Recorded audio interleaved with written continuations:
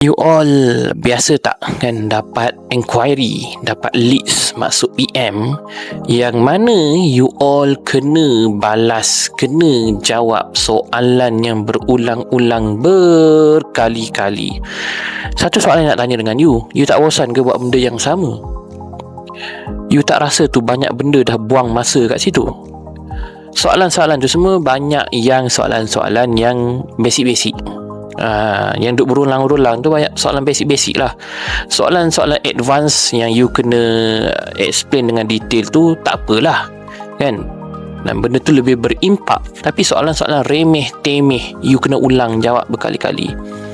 So solution pada semua ni adalah you kena ada website landing page. Website landing page ni boleh bantu you menerangkan tentang apa produk ataupun servis yang you do offer. Sebab bila orang masuk landing page, dia ada struktur daripada atas tu sampai ke bawah, hinggalah ada benda namanya call to action.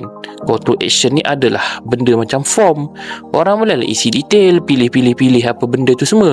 Bila mereka buat kat situ tu, mereka tengah letak effort. Dia jauh lebih baik daripada you letak link WhatsApp dekat Linktree ke kat mana ke, terus orang masuk WhatsApp.